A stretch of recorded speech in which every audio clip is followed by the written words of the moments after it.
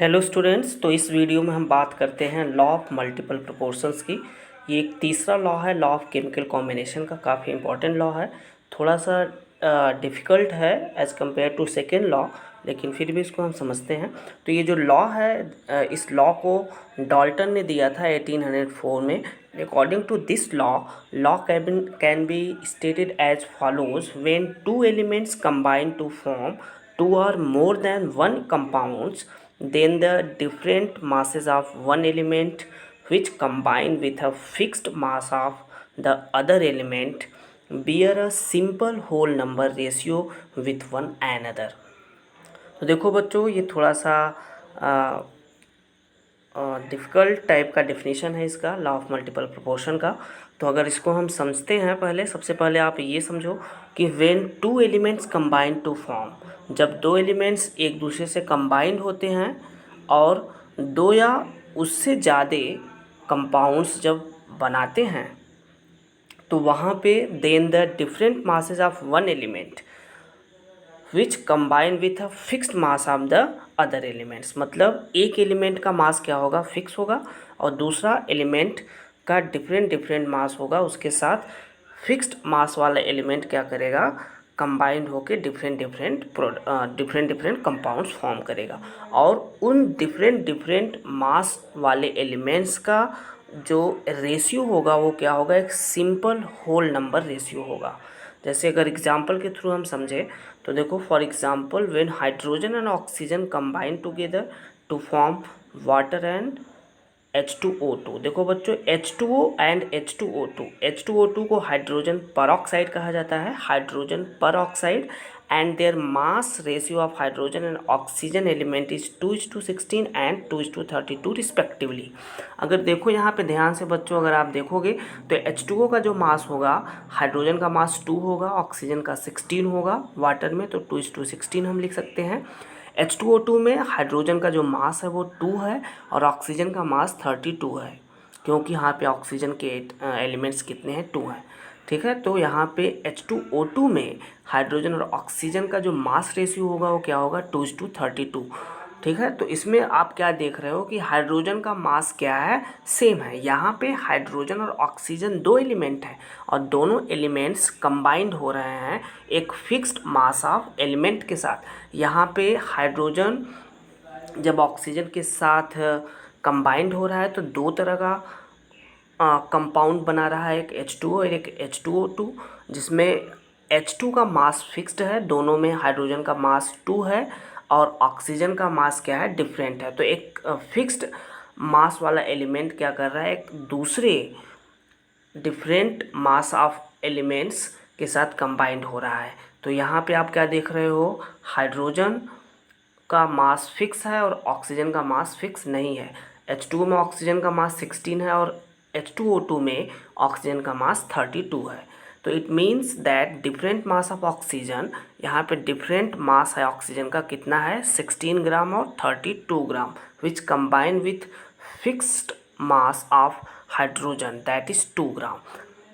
मास ratio अगर हम देखें ऑक्सीजन का, तो यहाँ पे मास रेशियो अगर निकाला जाए तो H2O में ऑक्सीजन का मास 16 और H2O2 में ऑक्सीजन का मास 32 है। तो यहाँ पे एक रेशियो अगर हम देखें तो 16 डिवाइडेड बाई 32 कितना होगा, 1:2।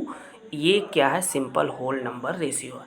देखो बच्चों, एक सबसे इम्पॉर्टेंट चीज़ आपको मैं बता दूँ कि लॉ ऑफ मल्टीपल प्रोपोर्शंस वहीं पे वैलिड होगा या उन्हीं कंपाउंड्स पे वैलिड होगा जिन कंपाउंड्स में एलिमेंट्स का जो रेशियो है वो क्या होना चाहिए, एक सिंपल होल नंबर रेशियो होना चाहिए, एक सिंपल स्मॉल रेशियो होना चाहिए। जैसे कि 1:2, 2:3, 3:4, इस तरह के रेशियो अगर हैं, ठीक है, 1:5, 1:4, इस तरह के रेशियो अगर आ रहा है कंपाउंड में एलिमेंट्स का, तो उन कंपाउंड्स पे लॉ ऑफ मल्टीपल प्रोपोर्शंस क्या है, वैलिड होगा। अगर जैसे 7:5 आ गया या 5:7 आ गया, 5:8 आ गया, तो इस तरीके से अगर रेशियो आ रहा है तो वहाँ पे उन कंपाउंड्स में एलिमेंट्स का अगर रेशियो इस तरह का है तो उन कंपाउंड्स में लॉ ऑफ मल्टीपल प्रोपोर्शन जो होगा वो वैलिड नहीं होगा। ठीक है, तो ये लॉ ऑफ मल्टीपल प्रोपोर्शंस को अगर एक दूसरे एग्जाम्पल के थ्रू हम समझें, जैसे एक दूसरा एग्जाम्पल हम आपको देते हैं कार्बन और ऑक्सीजन का। कार्बन और ऑक्सीजन दो एलिमेंट्स हैं, जब ये दोनों एलिमेंट्स कंबाइंड होते हैं तो दो तरह के प्रोडक्ट्स बनेंगे, दो तरह के कंपाउंड्स या प्रोडक्ट्स बनेंगे। ठीक है, एक तो कार्बन और ऑक्सीजन के कॉम्बिनेशन से कार्बन मोनोऑक्साइड बनता है और दूसरा कार्बन डाइऑक्साइड बनता है। तो यहाँ पे कार्बन और ऑक्सीजन में कार्बन का मास क्या है, फिक्स है 12 ग्राम, और कार्बन मोनोऑक्साइड में ऑक्सीजन का मास कितना होगा, 16 ग्राम। अब कार्बन डाइऑक्साइड में आप देखोगे तो कार्बन डाइऑक्साइड में कार्बन का मास फिक्स है 12 ग्राम और ऑक्सीजन का कितना हो जाता है मास, 32 ग्राम। तो वहाँ पे अब इसमें अगर देखेंगे तो कार्बन का मास फिक्स है और एक फिक्स्ड मास ऑफ एलिमेंट के साथ एक दूसरा एलिमेंट ऑक्सीजन डिफरेंट मास के साथ कंबाइंड होके डिफरेंट कंपाउंड्स फॉर्म कर रहा है, डिफरेंट कंपाउंड्स फॉर्म कर रहा है। तो यहाँ पे डिफरेंट एलिमेंट्स का जो मास है वो किसका है, ऑक्सीजन का है। तो ऑक्सीजन का अगर हम मास रेशियो निकालेंगे तो इसमें कितना होगा, कार्बन मोनोऑक्साइड में 16 है और कार्बन डाइऑक्साइड में कितना है, 32 है। तो यहाँ पे 16 डिवाइडेड बाई 32, यहाँ पे जो रेशियो होगा वो क्या होगा, 1:2 होगा। तो यहाँ पे भी एक जो रेशियो आ रहा है कार्बन मोनोऑक्साइड और कार्बन डाइऑक्साइड में ऑक्सीजन का जो मास रेशियो आ रहा है वो कितना आ रहा है, 1:2, जो कि एक क्या है, सिंपल होल नंबर रेशियो है। नेक्स्ट है बच्चों नाइट्रोजन का एक एग्जांपल, बहुत ही बेस्ट एग्जांपल यहाँ पे लिया गया है। नाइट्रोजन और ऑक्सीजन जब कंबाइंड होते हैं तो डिफरेंट तरह के कंपाउंड्स यहाँ पे फॉर्म होते हैं। वैसे जनरली जब नाइट्रोजन ऑक्सीजन के साथ कंबाइंड होता है तो 5 तरह के नए कंपाउंड्स फॉर्म होते हैं, जिसमें एक N2 है जिसको हम नाइट्रस ऑक्साइड बोलते हैं, NO बनता है दूसरा compound, nitric oxide, N2O3 nitrogen trioxide, N2O4 nitrogen tetra oxide, या इसका एक और छोटा सा फॉर्म हम अगर देखें तो NO2, देखो NO2 नाइट्रोजन डाइऑक्साइड जब डाइमराइज होता है, जब नाइट्रोजन डाइऑक्साइड NO2 जब दो NO2 आपस में कंबाइंड होते हैं तो क्या बनता है, N2O4 बनता है। ठीक है, और एक पांचवा कंपाउंड जो फॉर्म होता है वो N2O5 नाइट्रोजन पेंटा ऑक्साइड। तो यहाँ पे देखो बच्चों एक चीज़ तो आप समझ लो कि नाइट्रोजन का हमें क्या करना होगा, मास फिक्स करना होगा। तो अब इस कंपाउंड्स में हमें ये दिखाना है कि लॉ ऑफ मल्टीपल प्रोपोर्शन क्या है, वैलिड है। ठीक है, तो यहाँ पे अब हम क्या करेंगे, नाइट्रोजन के मास को क्या करेंगे, फिक्स करेंगे। तो नाइट्रोजन का मास कितना होगा, N2O में नाइट्रोजन का 14 होता है मास, तो 2 नाइट्रोजन के एलिमेंट्स हैं तो 28 हो जाएगा। अब हमें क्या करना होगा, हर एक कंपाउंड में नाइट्रोजन के मास को हमने फिक्स कर दिया। तो अब N2O में नाइट्रोजन का मास कितना हो जाएगा, 28 और ऑक्सीजन का 16।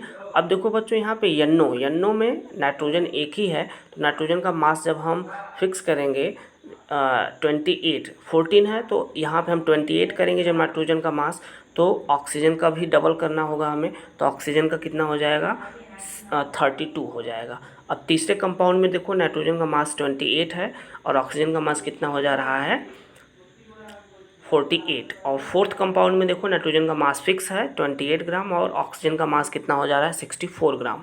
ठीक है, अब फिफ्थ कंपाउंड में अगर आप देखो तो नाइट्रोजन का मास 28 ग्राम है और ऑक्सीजन का मास कितना है, 80 ग्राम। ठीक है, तो यहाँ पे अगर देखा जाए तो नाइट्रोजन का मास फिक्स है और एक डिफरेंट एलिमेंट ऑक्सीजन का जो डिफरेंट मास है वो कंबाइंड होके अलग अलग तरह का कंपाउंड बना रहा है। तो यहाँ पे डिफरेंट मास का जो ऑक्सीजन एलिमेंट है उसका अगर हमें रेशियो निकालना हो तो रेशियो क्या होगा, 16:32:30, 16:32:48:64 एंड 80। इसका एक सिंपल होल नंबर रेशियो अगर हम निकालें तो हमें क्या मिलेगा, 1:2:3:4:5। ये क्या है, एक सिंपल होल नंबर रेशियो है जो कि काफ़ी स्मॉल रेशियो है। तो इस तरीके से इन सारे कंपाउंड्स पे अगर देखा जाए तो लॉ ऑफ मल्टीपल प्रोपोर्शंस क्या है, वैलिड है। ठीक है, तो अब ये काफ़ी कुछ एग्जांपल्स के थ्रू आप समझ गए होंगे। ठीक है बच्चों, तो लॉ ऑफ मल्टीपल प्रोपोर्शन से रिलेटेड किस तरह के क्वेश्चंस पूछे जाते हैं एग्ज़ाम में उसको हम डिस्कस करेंगे नेक्स्ट वीडियो में। ओके बच्चों, थैंक यू।